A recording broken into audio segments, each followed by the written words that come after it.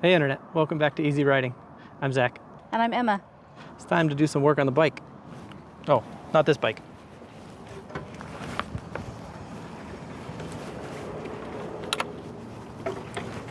That bike.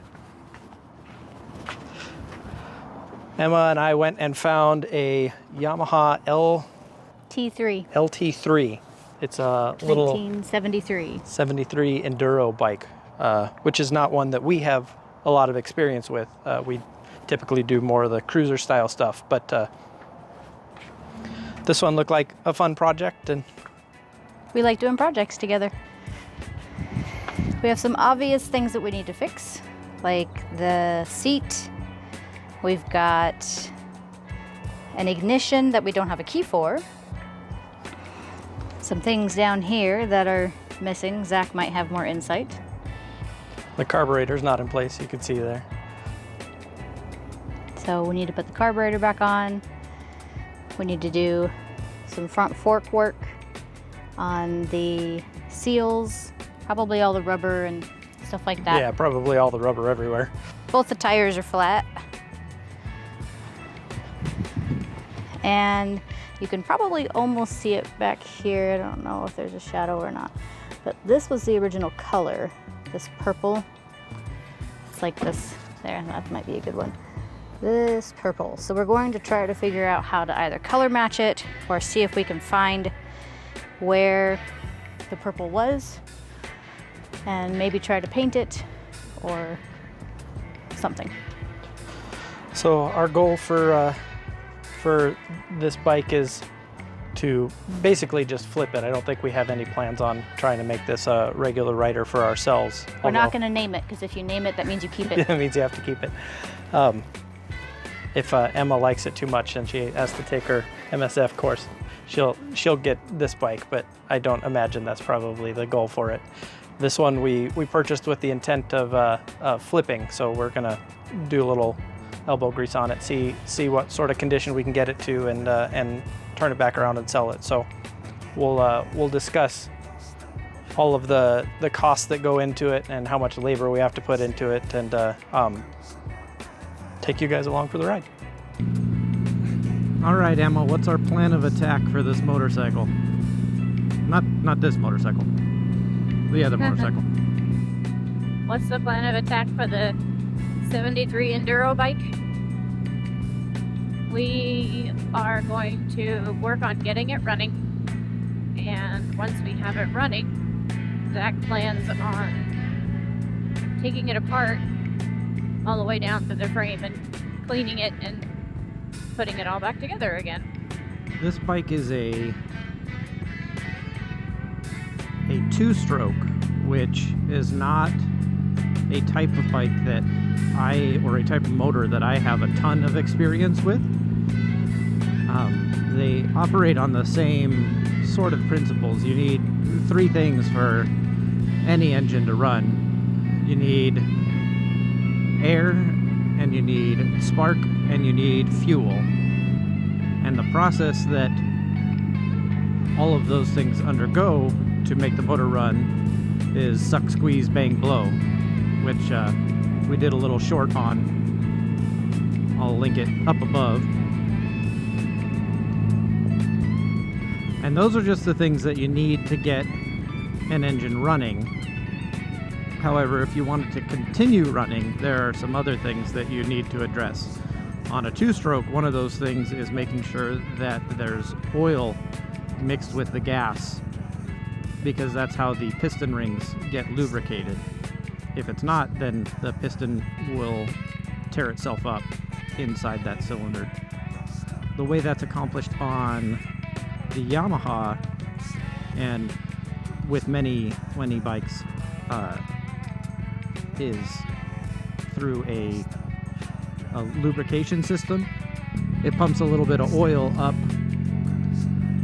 and squirts it into the cylinder the same way that, gas gets delivered, or a similar way that gas gets delivered anyway. But we're going to start with the auto lube, get it running, get it functional, and then we're going to get the carburetor, I think, is what we'll tackle next, And after that, as long as the ignition, the spark, the magneto is in halfway decent shape, it should kick over. Emma here. Zach's asked me to take a look at the ignition right here and get it removed from the bike. Since we don't have a key for it, we're going to get it removed and see if we can figure out what to do next. There's a couple of screws over here with some nuts, so we're going to see about getting it undone.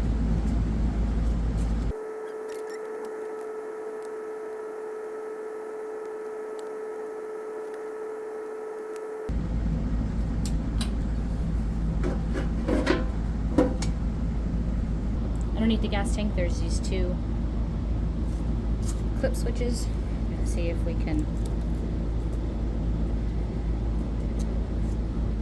unplug them carefully, as they are old and usually a little crotchety. Don't break them. Yep. Don't do that.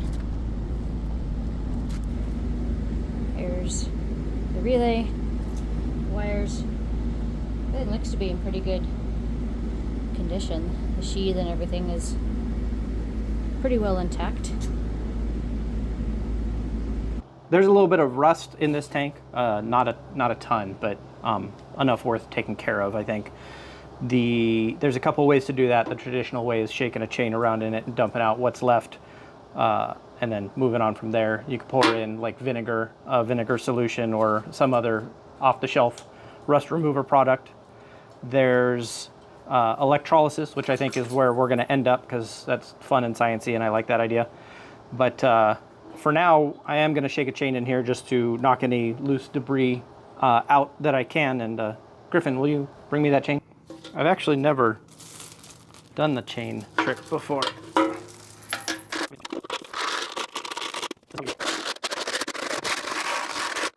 Earplugs recommended.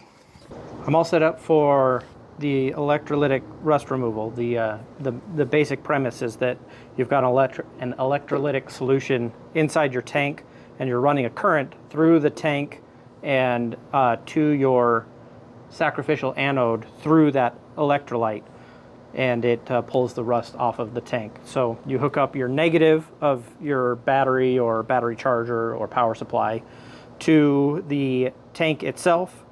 You hook it up to whatever you want to remove the rust from, the negative side, and then you hook the positive side up to your whatever's going to collect the rust. I bent a little piece of mild steel into a shape that'll fit in here.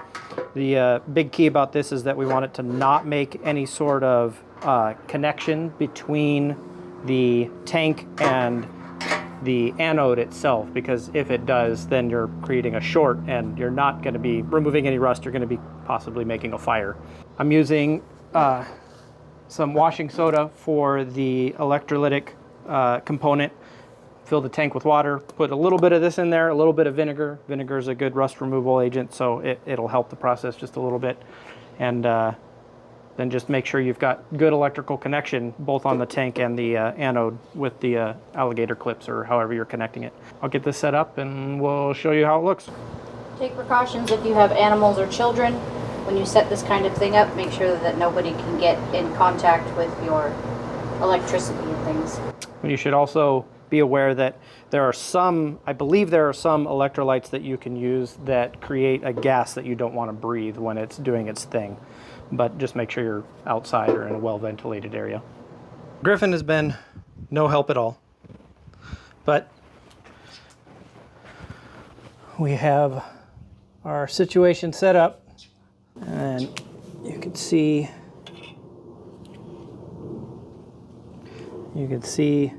in there, you see it bubbling, see the crud collecting already. We'll come check this in a little while, and you'll see those anodes will be pretty coated with whatever was in the tank. This has been running for the majority of the day. And as you can see, it sort of bubbled over at one point.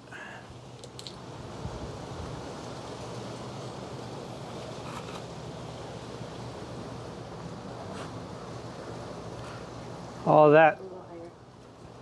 that has come off of this. Let's pour it out and see what it looks like inside. Still a little rust. I can see maybe on the walls inside there. I don't know how well That's a good one. you can see what's going on in there, but looks a little better. Might run it again, maybe even overnight. One of the problems with the bike was that we had an ignition, but no key. So Zach and I went down to a motorcycle junkyard to look for some keys. Couldn't find anything. Talked to some locksmiths. Didn't want to pay the money for that. But Zach found on eBay the key. So let's see if it works. Fits.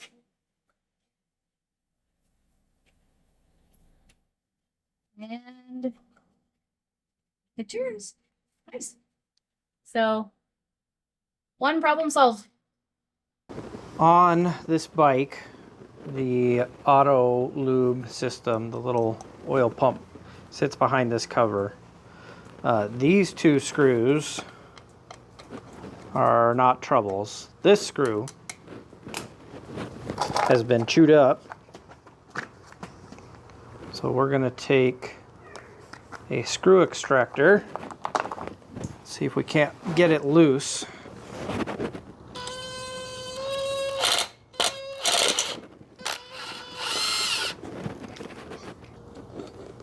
I suspect we'll see nothing under here. Yeah. This is the tube that supplies oil, obviously not connected, from the oil tank on the other side. And this is a little banjo bolt that supplies oil up to the cylinder at a rate as determined by the engine as you're giving it more throttle. This is a worm drive that is driven off of the motor that spins that pump. So let's go take a look at the pump itself and make sure that it will supply some oil and see where we can go from there. When we got the bike, it came with some additional parts in a box in little baggies. One of them is the carburetor. One of them is a reed valve. One of them is a fuel or a oil pump that has been disassembled. I believe this was the old one from the bike, the original on the bike. There's also a new pump setup, or at least a more intact one. It does look used, however, I think it's probably in better shape than the one that came off of the bike. So I think this is that worm drive that you saw sticking out of the casing, and it interfaces in here. And then as it engages, you can see it's spinning this gear on top. So it will pull oil in through here and pump it out through, this is where that banjo bolt connects, right here.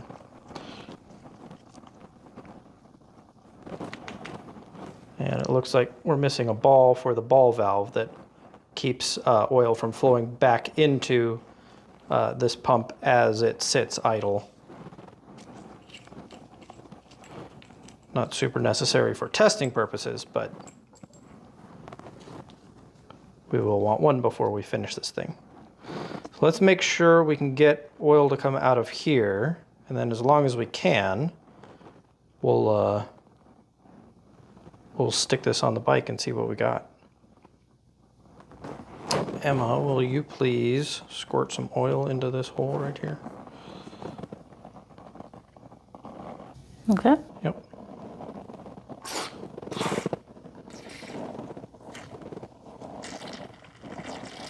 Okay, there should be plenty, hopefully.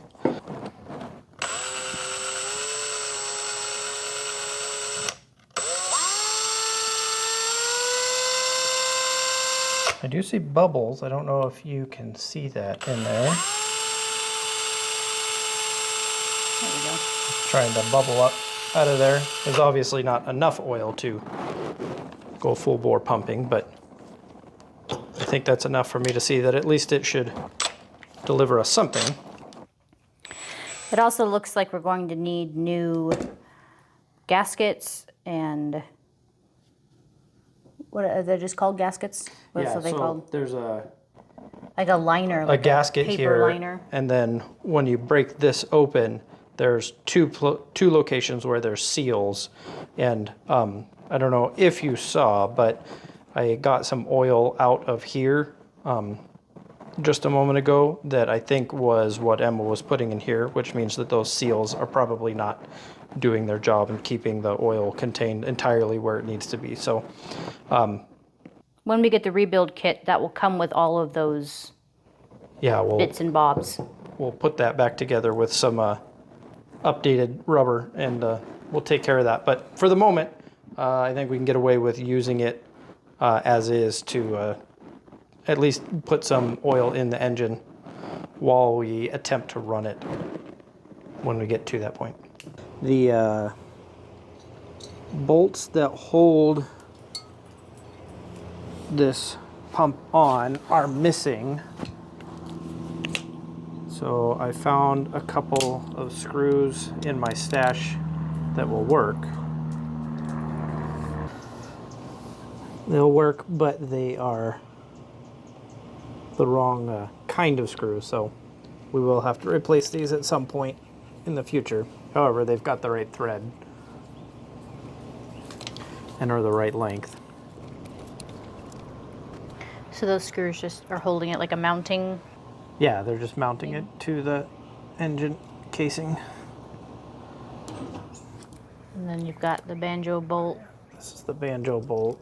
Holding the spring in there? Yeah, the spring, there should actually be, remember, a ball at the bottom of that. This is a ball valve, so this is the path to the engine, to the cylinder, where the oil gets pumped to.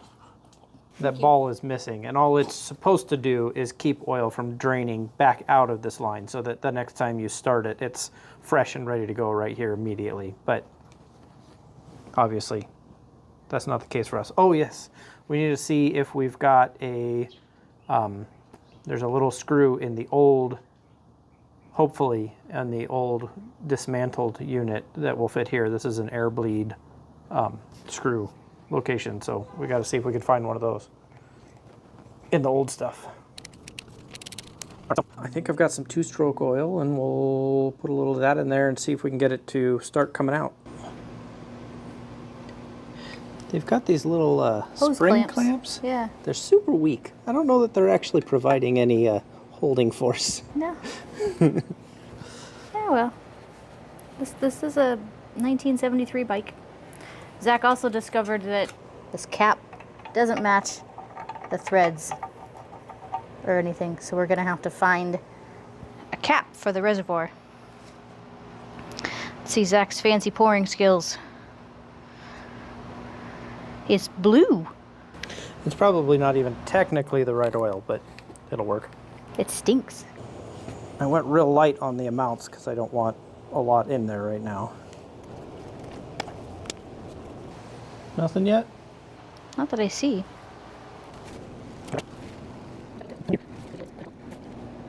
I just hope the tube's not blocked up somehow. Nope, I see it. I see it. Oh, it wants to come out. Hold your finger over it. Whoop. Now my finger's blue. You and me both, kid. We look like we attacked the lady in Fifth Element. Oh, you think they used two-stroke on the for her blood? God bless you, Griffin. Harder to hold on to now, it's all slippery. Back this bleeder valve off. Alright, so I'm cycling the pump in an attempt to get it to pull some of this. And it's supposed to come out there? Yep, it should come out there first, if I understand the mechanics correctly.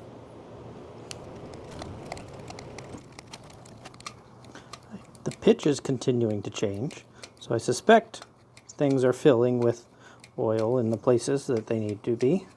Yeah.